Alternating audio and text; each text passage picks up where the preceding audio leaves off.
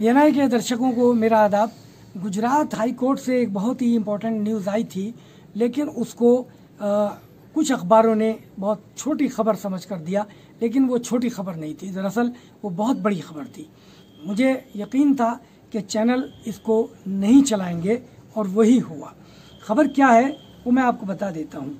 कांग्रेस के उम्मीदवार अश्वनी राठौड़ ने शिकायत की थी गुजरात हाई कोर्ट में 2017 में कि जब वहाँ के असेंबली इलेक्शन हुए तो उसमें बीजेपी के भूपेंद्र सिंह चुडासमा ने रिटर्निंग ऑफिसर के साथ मिलकर साजबाज करके और गलत तरीके से इलेक्शन लड़ा।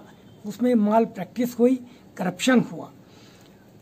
उस पर हाई कोर्ट ने बाकायदा ट्रायल किया और हाई कोर्ट की जो सिंगल जज की बेंच है, उन्होंने जस्टिस पारीश उपाध्याय, उन्होंने बहुत ही बेहतरीन बातें अपने फैसले में कही हैं। दो तीन बातें मैं आपको ज़रूर बताऊंगा।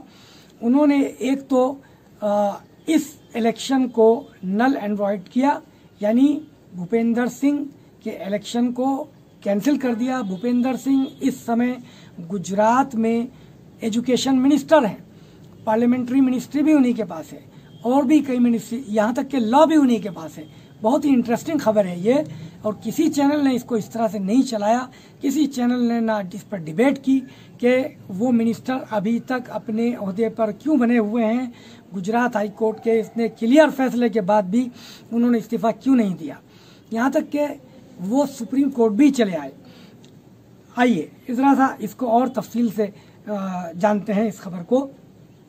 ये फैसला 12 मई को आया था, गुजरात हाई कोर्ट का ये फैसला, जिसमें उन्होंने एजुकेशन मिनिस्टर भूपेंद्र सिंह चुडासमा का इलेक्शन रद्द कर दिया था। उन्होंने इलेक्शन में करप्शन के इल्जाम जो लगाए थे कांग्रेस ने, हाई कोर्ट ने उसको माना कि हाँ ये करप्शन हुआ है। ये दरअसल ढोलका कॉन्स्टिट्यूंसी है गुजरात में, वहाँ से ये इलेक्शन लड़े थे और 327 वोटों से जीते थे सिर्फ। रिटर्निंग अफसर ने इसमें उनकी मदद की थी। मैं क्यों कह रहा हूं कि मदद की थी, ये इसलिए कह रहा हूं कि कांग्रेस के जो प्रत्याशी थे, उम्मीदवार थे अश्वनी राठौड़, उन्होंने रिटर्निंग अफसर से रिक्वेस्ट की कि आप चूंकि बहुत कम मार्जिन से आप इनको जीत दिला रहे हैं, तो जो पोस्टल बैलेट पेपर हैं उनकी गिनती करिए। और ऐसे समय में ये एक रूलिंग है, एक कानून है कि जब इस तरह का कोई विवाद हो जाए कि थोड़े बहुते मार्जिन से कोई जीत रहा हो और कोई हार रहा हो, तो पोस्टल बैलेट की गिनती की जाती है। तो पोस्टल बैलेट जो हैं वो बताए जाते हैं कि 429 पोस्टल बैलेट थे। अश्वनी राठौड़ का ये कहना था कि अगर ये पोस्टल बैलेट गिने जाते तो शायद नतीजा कुछ और होता, लेकिन रिटर्निंग अफसर ने ये नहीं माना और ना कोई और शिकायत किसी और की कोई शिकायत सुनी, ना अश्वनी राठौड़ की शिकायत सुनी, ना 429 वोटों को गिनती किया, बल्कि उन्हें अलग कर दिया और 327 वोटों से बीजेपी के भूपेंद्र सिंह को जिता दिया। अब भूपेंद्र सिंह मिनिस्टर बन गए। मिनिस्टर बनने के बाद भूपेंद्र सिंह ने जो धवल जानी, जो रिटर्निंग अफसर थे जिनकी मदद से वो जीते थे, उनको तरक्की दे दी।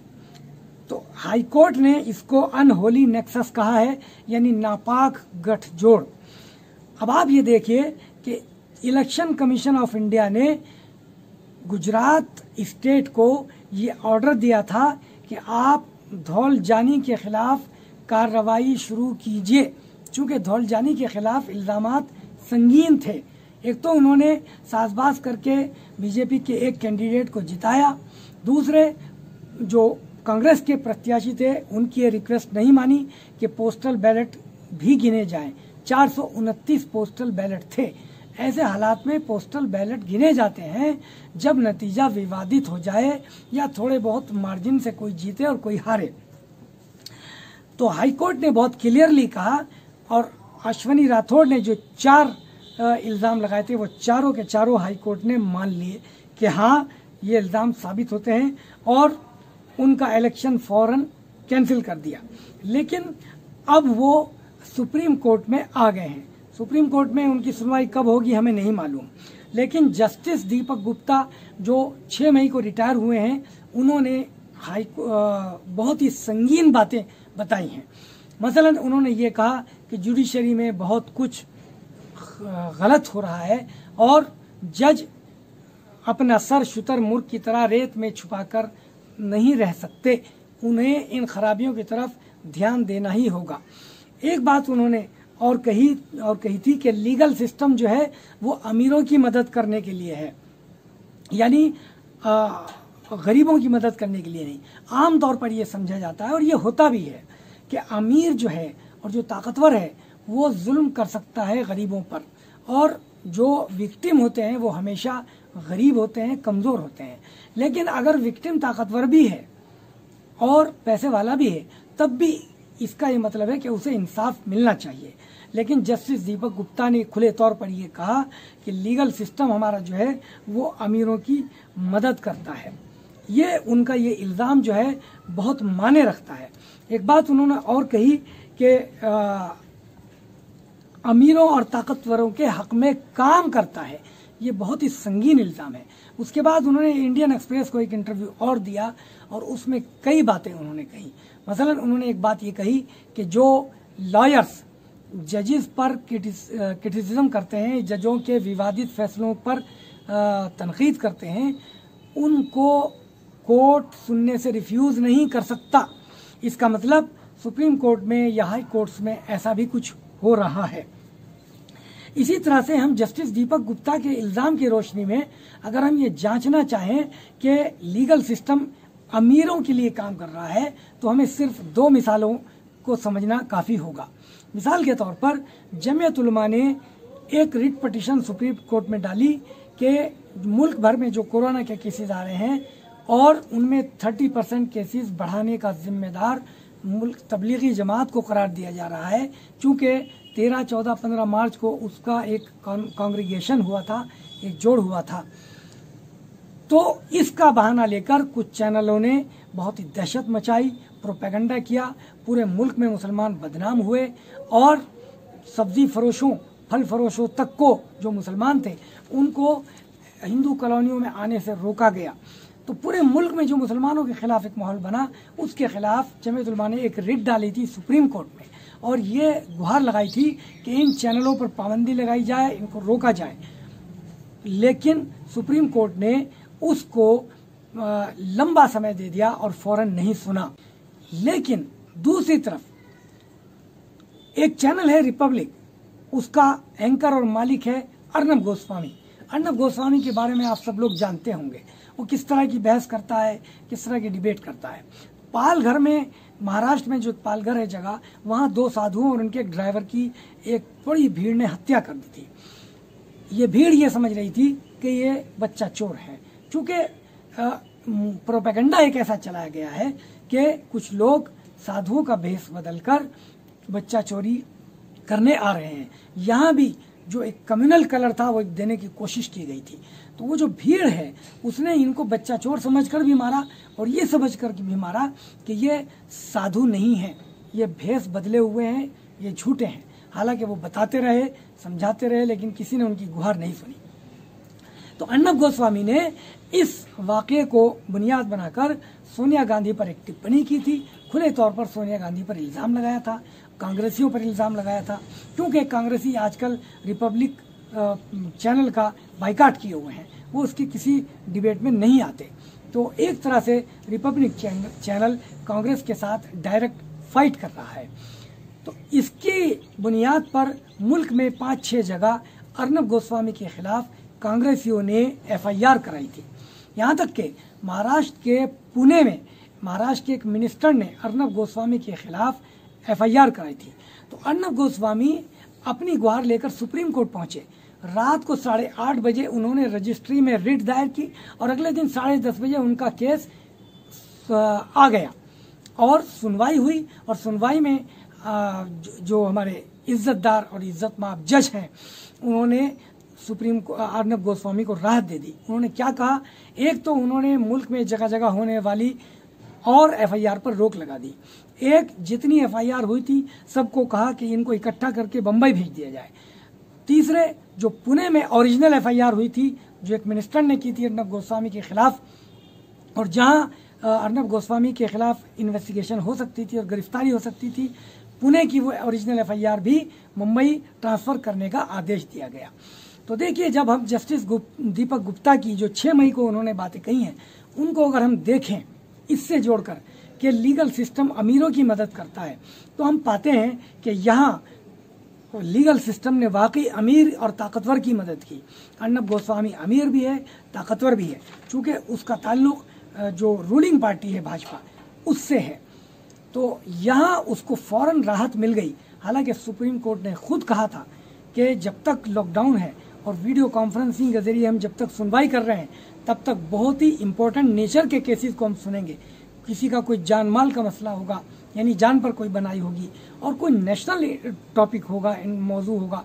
यहाँ ना तो जान पे बनाई थी, जिस तरह हजारों लाखों लोगों के खिलाफ एफआईआर होती है, इन्वेस्टिगेशन होती है, कार्रवाई होती है, गिरफ्तारी भी होती है, उसी तरह अगर अर्नब गोस्वामी के खिलाफ इन्वेस्टिगेशन हो जाती तो क्या कोई कयामत आ जाती? अर्नब गोस्वामी क्या कानून से ऊपर उठी हुई कोई चीज़ है? लेकिन चूंकि वो पैसे वाला था और ताकतवर था, इसलिए सुप्रीम कोर्ट एकदम हरकत में आया और उसको राहत दे दी। 3 हफ्तों तक उसकी गिरफ्तारी पर भी रोक लगा दी। तो जब हम जस्टिस दीपक गुप्ता के इन इल्जामात को देखते हैं, तो हम पाते हैं कि वाकई सुप्रीम कोर्ट में ऐसा हो रहा है। जस्टिस दीपक गुप्ता ने एक बात और कही कि जो लॉयर्स हैं, अगर जूनियर लॉयर्स होते हैं तो उनका केस सुप्रीम कोर्ट में बहुत देर में लाया जाता है। उन्होंने रजिस्ट्री पर भी इल्ज़ाम लगाया कि जो रजिस्ट्रार होते हैं बहुत सारे, जो केसेस को छान पटक करके और फिर बेंचों के सामने रखते हैं, तो उन्होंने कहा कि रजिस्ट्री दरअसल कोर्ट को चला रही है। यानी रजिस्ट्री जो है जिन केसेस को चाहती है उनके केसेस को जल्दी सुनवाई के लिए लगा देती है। उन्होंने खुद अपना एक तजर्बा बताया कि जिन केसेस को हम कहते थे कि 4 हफ्ते के अंदर अंदर इसको सुनवाई पर लगाइए, तो अगर वो गरीब और कम पैसे वाले और जूनियर लॉयर्स के होते थे तो वो 4 हफ्तों में नहीं लगते थे। और अगर जिन मुकदमों में बिग मनी इन्वॉल्व होती थी और बड़ा पैसा इन्वॉल्व होता था, बड़ी फर्म्स इन्वॉल्व होती थी, लॉ फर्म्स, वो उनके मुकदमे बहुत जल्दी लगा दिए जाते थे। तो ये एक बहुत बड़ी बात पहली मर्तबा देश के सामने आई है कि सुप्रीम कोर्ट को दरअसल रजिस्ट्री चला रही है। रजिस्ट्री का आज तक कहीं कोई जिक्र नहीं था, लेकिन जस्टिस दीपक गुप्ता के इन इल्जामात से ये एक नया एंगल सामने आया है कि सुप्रीम कोर्ट की जो रजिस्ट्री है वो जिसका केस चाहती है वो पहले लगा देती है, जिसका केस चाहती है बाद में लगाती है। हम देखते हैं कि अर्नब गोस्वामी के मामले में ऐसा ही हुआ। रात को 8:30 बजे उन्होंने रिट फाइल की, अगले दिन 10:30 बजे उनकी सुनवाई हो गई। जबकि जमीयत उलमा को कम से कम 2 हफ्ते लगे उनकी रिट जो है सुनवाई पर आने पर, और जब रिट सुनवाई पे आई तो फिर उनको 3 हफ्तों का समय दे दिया गया और 3 हफ्तों तक सुनवाई टाल दी गई। मुल्क भर में कोई राहत नहीं दी गई। जो चैनल गुंडागर्दी और दहशतगर्दी मचाए हुए थे उनको कोई राहत नहीं दी गई। क्यों? कि यहाँ विक्टिम जो हैं वो एक वर्ग विशेष था। यहाँ विक्टिम मुसलमान थे, कमज़ोर लोग थे, पैसे वाले नहीं थे, और जिनके खिलाफ रिट डाली गई थी वो ताकतवर थे, पैसे वाले थे। तो देखिए, मुल्क भर में जो कुछ हो रहा है वो अब हम ये भी नहीं कह सकते। पहले हम ये कहते थे कि आखिरी उम्मीद हमारी इंसाफ है और जस्टिस सिस्टम है और अदालतें हैं। आज भी हम ये नहीं कहते। अदालतों पर से एतमाद नहीं उठना चाहिए क्योंकि अच्छे जजेस मौजूद हैं, लेकिन जो ओवरऑल सिनेरियो बन गया है और जो जस्टिस दीपक गुप्ता ने जो बहुत ही इम्पोर्टेंट टॉपिक्स और पॉइंट्स उठाए हैं वो बहुत ही लर्जा देने वाले हैं। और उनकी रोशनी में अगर हम देखें तो वाकई जो जस्टिस सिस्टम है वो अमीरों की मदद कर रहा है और गरीबों के साथ मजीद नाइंसाफ़ी हो रही है। ऐसे में मैं एक बात अपने दर्शकों से ज़रूर कहूँगा कि रमज़ान चल रहा है, लॉकडाउन चल रहा है, रमज़ान का भी एहतराम कीजिए, लॉकडाउन का भी ख्याल कीजिए। ईद पर बाहर ना निकलिए, कोई बहुत ज़्यादा ख़रीदारी मत कीजिए। समझिए बात को, मैं क्यों कह रहा हूँ ख़रीदारी मत कीजिए। आपका ये पैसा कहीं और जाएगा और इस पैसे को बचा कर रखिए, आने वाला वक्त बहुत ख़राब है। जस्टिस सिस्टम का मैंने बता दिया कि क्या हो रहा है।